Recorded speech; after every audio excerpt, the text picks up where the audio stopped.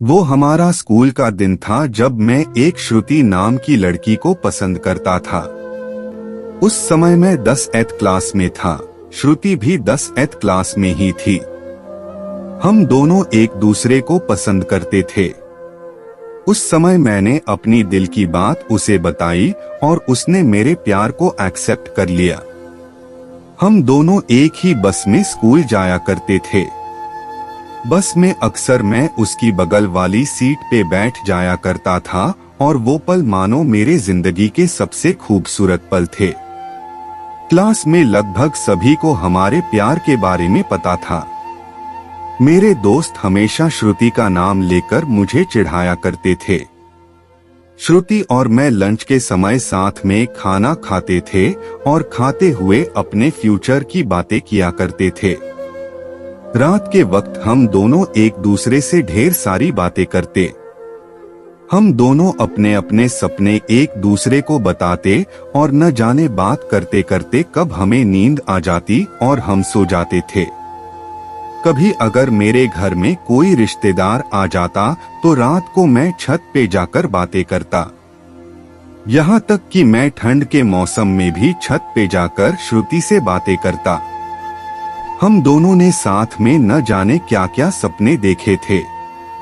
शादी, बच्चे और यहाँ तक कि हमने बच्चों के नाम भी सोच रखे थे। स्कूल तक तो हम दोनों की प्यार की गाड़ी काफी अच्छी चल रही थी, लेकिन जैसे ही हम कॉलेज में गए तो धीरे धीरे सब कुछ बदलने लगा। कॉलेज में आने के बाद श्रुति अब पहले जैसी नहीं रही। वो मुझे अब इग्नोर करने लगी। अब न वो पहले जैसी बातें करती और न वो मेरी तरफ देखती। मैं सोचने लगा ये श्रुति को क्या होता जा रहा है, वो मेरे साथ ऐसा क्यों कर रही है। एक दिन श्रुति के एक फ्रेंड से मैंने पूछा, देखो न श्रुति अब मुझसे पहले जैसी बातें नहीं करती, वो अब मुझे इग्नोर करने लगी है। उसकी फ्रेंड ने मुझे बताया कि श्रुति को मैंने कॉलेज में अभय नाम के लड़के से अक्सर बातें करते हुए देखती हूँ। शायद मुझे लगता है श्रुति उसे पसंद करती है। उसकी फ्रेंड की बातों को सुनकर मेरी दिल की धड़कनें बढ़ने लगी। मेरा दिमाग कह रहा था कि श्रुति ऐसा कैसे कर सकती है, लेकिन दिल कह रहा था कि नहीं, श्रुति ऐसा नहीं कर सकती। मेरी आंखें नम होने लगी। मैंने अपने आंसुओं को रोका, लेकिन तब भी मैं अंदर से रोने लगा। घर जाकर मैंने श्रुति का फेसबुक अकाउंट और इंस्टाग्राम अकाउंट चेक किया।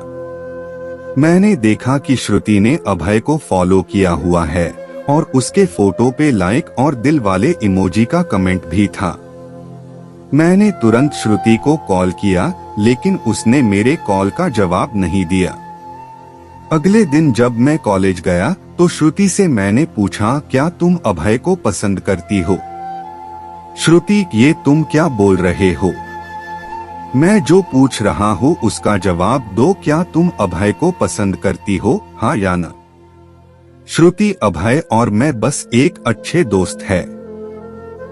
उसने मेरे सवालों का जवाब नहीं दिया। मुझे समझ नहीं आ रहा था कि मैं क्या करूं। मैं अब काफी चिड़चिड़ा हो गया था और छोटी छोटी बातों पे नाराज हो जाया करता था। श्रुति अब पहले जैसी नहीं रही, वो अब बिल्कुल बदल चुकी थी। एक दिन मैंने श्रुति को अभय का हाथ पकड़कर कॉलेज ग्राउंड में बात करते हुए देखा। मैंने अपने फोन से उन दोनों का फोटो क्लिक कर लिया। कॉलेज खत्म होने के बाद मैं श्रुति के पास गया और उससे कहा, श्रुति 2 मिनट मुझे तुमसे कुछ बातें करनी है। श्रुति, हाँ बोलो, क्या बात करनी है? राजीव, तुम अभय को लाइक करती हो ना? श्रुति, मैंने तुम्हें कल ही बोला था कि अभय और मैं बस एक अच्छे दोस्त है। राजीव, सिर्फ अच्छे दोस्त हो न तो ये फोटो देखो, एक दूसरे का हाथ पकड़कर क्या बातें हो रही थी। श्रुति गुस्से से मेरी तरफ देखी और बोली, हाँ मैं उसे लाइक करती हूँ, तुम्हें उससे क्या प्रॉब्लम है? राजीव, श्रुति, हम दोनों स्कूल से एक दूसरे से प्यार करते हैं, तो फिर ये बीच में अभय कहाँ से आ गया? श्रुति, स्कूल लाइफ वो हमारा बचपना था, बस वो प्यार नहीं था और हम सिर्फ एक अच्छे दोस्त है। मैं अब जा रही हूँ, बाय।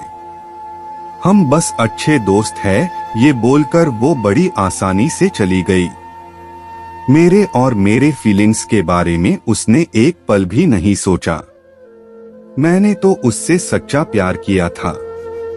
उस रात मेरे आंखों में आंसू और नजरों के सामने वो पुरानी यादें साफ दिखाई दे रहा था। उसकी पुरानी फोटो को देखकर मैं बस रोता रहा। मुझे कुछ भी खाने पीने का मन नहीं कर रहा था। मेरी भूख प्यास सब मर चुकी थी। मैं बीमार पड़ गया, मेरी तबीयत पूरी तरह खराब हो गई। मैं कई दिनों तक कॉलेज भी नहीं गया। रात को जब भी उसे ऑनलाइन देखता तो मुझे बहुत तकलीफ होती। जब मैं उसे मैसेज करता तो वो मेरे मैसेज का जवाब नहीं देती। मैं बस ये चाहता था कि वो मुझसे बात करे, लेकिन वो मुझे अब भूल गई थी। श्रुति मेरा पहला प्यार था। वो कहते हैं कि पहले प्यार को आप भुला नहीं पाते हो। मैं भी उसकी यादों को नहीं भुला पाया। आज भी जब मैं अपने स्कूल के रास्ते से गुजरता हूँ तो वो पुरानी यादें फिर से ताजा होने लगती है। अब कॉलेज में दोस्तों से मुस्कुराते हुए मिलता हूँ, लेकिन अंदर से आज भी दुखी हूँ। अब ये दुख कब कम होगा मुझे नहीं पता। जीवन में जैसा हम सोचते हैं वैसा नहीं होता। आप सच्चे हो इसका ये मतलब नहीं कि सामने वाला भी सच्चा हो। वक्त के साथ इंसान भी बदल जाते हैं।